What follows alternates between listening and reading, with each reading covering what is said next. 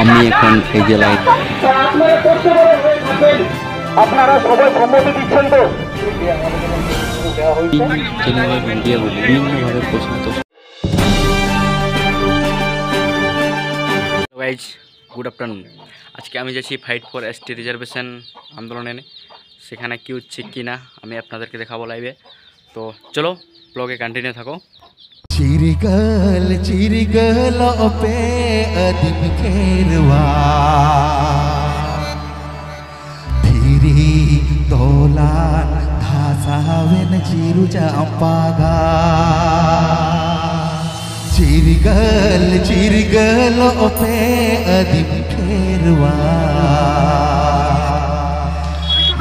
धीरे तोलान धासावेन चिरु चंपागा।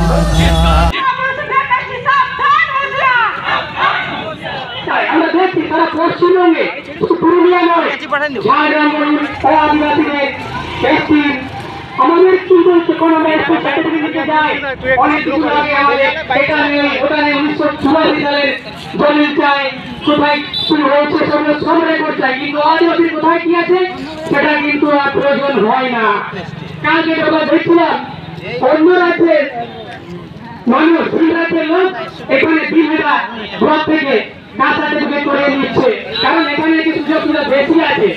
তো যারা এখানে আছেন প্রত্যেকটি মানুষ এবং দোকানদার প্রত্যেককে জানিয়ে যাচ্ছি আমাদের এই আন্দোলনকে বেশি দীর্ঘায়ু করার চেষ্টা করবেন না। এই আদিবাসী সমাজ শিবু কানুর বংশধর, তিলকানুর বংশধর, বিরসা মুন্ডার বংশধর, এরা ইংরেজদেরকে হারাতে পারে। আপনাদের সেই বিপ্লব শিবু কানুকে আনতে চেষ্টা করবেন না, দ্বিতীয় সাঁওতাল বিদ্রোহ করার বাধ্য করবেন না, দ্বিতীয় উন্মূলন করার বাধ্য করবেন না। আমরা সবসময় আপনাদের সহস্থান করি, আপনাদের সঙ্গে আমরা বন্ধুর মতো আচরণ করি, কিন্তু আমরা 6% জন্য আপনাদের কিন্তু আর ধৈর্য ধরছে না। প্রতিটি জায়গায় আমরা ডেপুটেশন করছি, আপনারা মজা দিচ্ছেন। আমাদের আজকে দেখুন এখানে নয়, প্রতিটি বাঁকুড়া ইউনিভার্সিটি দেখুন, আমরা কিছুদিন আগে দেখলেন কি হলো। আমরা সবসময় আমাদের এই কোনো রাস্তায় নামতে হচ্ছে কেন, কিসের জন্য? আজকে যারা আমাদের সংগ্রাম করেছিলেন ভারতবর্ষ স্বাধীনতা করার জন্য, তারা এটা পেয়েছিলেন আজকে 6% জন্য। আজকে আমাদের 6%, এসসি 15% আর ওবিসির 22%, 50% লোক কম। সেখানে আমরা জনসংখ্যা 85% হই, রিজার্ভেশন পাই 43% মতো, আমাদের জনসংখ্যা হচ্ছে 85% ভারতবর্ষে। আর যারা আমরা 50-এর অধিক পান তারা কত? 15%। আপনার জনসংখ্যায় 15 আর পান কত? 50-এর অধিক। অঙ্কটা মিলিয়ে নেবেন। তারপরে এখানে এই নির্বাচনের চেষ্টা করবে।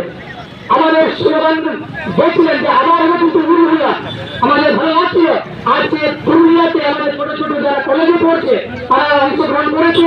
আগামী দিন এর থেকেও কিন্তু বিরোধ আন্দোলন কিন্তু আমরা করতে বাধ্য হব, যে আজকে আমাদের বেশি সদস্য না দেন।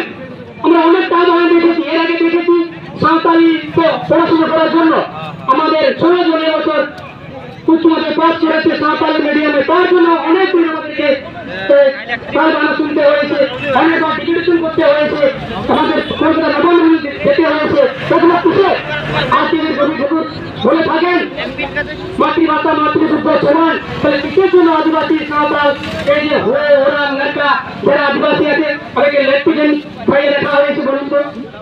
নিজস্ব ভাষা আছে, নিজস্ব লিপি আছে, তাদেরকে জোর করে আমাদের আজকে বাংলাতে পড়তে হবে। আজকে মুন্ডাদের নিজস্ব শীত আছে, তাদেরকে আজকে বাংলাতে পড়তে জোর করা হচ্ছে। এগুলো কিন্তু আর বেশি দিন যে ডেপুটেশন, এটা যদি ফলপ্রসূ ভালো না হয় তার পরবর্তী পদক্ষেপ কিন্তু শুধু আজকে ইউনিভার্সিটি নয়, সারা পুরুলিয়াকে কিন্তু আমরা স্তব্ধ করতে বাধ্য থাকবো। সেটা কিন্তু আপনারা খেয়াল রাখবেন। माध्यम रे तेंसी दुकान फिरसा यूनिवर्सिटी लड़ाई करते थे और अपन चला उनका दबाव कपा दिन रे विभिन्न दफ्तर ना परीक्षा रे अनेक ने लिस्ट बनियाला उई हर में से रे भाबित में से रे हापेन आमे में चला ओ कारे। आदिवासी जनगणকে আরেকবার হুল জোহার জানাচ্ছি।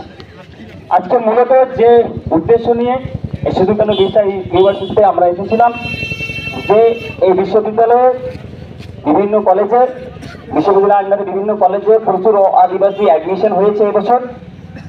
তাদের তালিকা বা নাম বা ডিটেলস আমরা তুলে দিলাম এবং অতি সত্বর যাতে এই পদক্ষেপ নেওয়া হয় এবং প্রকৃত আদিবাসীরা ওই জায়গায় স্থান পায় তারই একটা আমাদের আলোচনা বা আমরা দাবি দিলাম। তো উনি আশ্বস্ত করেছেন ওনার পক্ষ থেকে এ ব্যাপারে পদক্ষেপ গ্রহণ করা হবে এবং উনি আমাদের এই বিষয়ে ইনফর্ম করবেন এবং অতি সত্ত্বর ইনফর্ম করার জন্য আমরা দাবি জানিয়েছি। কারণ এবছর যদি প্রকৃত আদিবাসীরা ওই সিটে ভর্তির সুযোগ না পায় তাহলে তাদের 1 বছর ল্যাপস হয়ে যাবে বা 1 বছর গ্যাপ পড়ে যাবে। এই জোরালো দাবি নিয়েই আজকে আমরা মূলত ডেপুটেশনের বিষয়বস্তু আমরা জমা দিলাম। আন্দোলন প্রস্তুতির জন্য যে প্রচার পোস্টারিং আমরা করেছিলাম এই বিশ্ববিদ্যালয়েও আপনারা সামনে দেখতে পাচ্ছেন, এগুলো আজকে সুস্থ স্বাভাবিক আছে, কিন্তু 2 দিন আগে এগুলোকে কোনো অশুভ শক্তি, কোনো অশুভ গোষ্ঠী এগুলোকে ছিঁড়ে দেয়। আমরা তার জোরালো প্রতিবাদ ভিতরে জানালাম পুলিশ প্রশাসনকে সঙ্গে নিয়ে এবং বিশ্ববিদ্যালয় যারা আছেন অথরিটি তাদেরকেও সঙ্গে নিয়ে আমরা তাদের জোরালো প্রতিবাদ জানালাম। বললাম যে 2 দিন ধরে আমরা বলেছি কেন আমাদের এই দাবিকে, এই যে অভিযোগকে কেন তারা পদক্ষেপ গ্রহণ করেনি। যে আমরা আদিবাসীরা সেই অফিসে গিয়ে পুলিশ আর বিশ্ববিদ্যালয়ের অথরিটিকে আমরা আলোচনার মঞ্চ করে দিলাম। এই সময় থেকে বলছি আমরা তরফ থেকে যে আমাদের কাছে একটা ইনভিটেশন দেওয়া হয়েছে, সেটা আমাদের তদন্ত শুরু হয়েছে। যে অফিসারকে এন্ডোর্স করেছে সেই অফিসার একটু বাইরে আছে, আমরা 2 দিনের মধ্যে এটা রেজাল্ট করে নেব, ঠিক আছে। গাইজ এতক্ষণ ভিডিও দেখে বুঝতে পারলেন হলো কিনা। এই ব্লগটা এখান অবধি, দেখা হবে নেক্সট ব্লগ জন্য। Bye bye.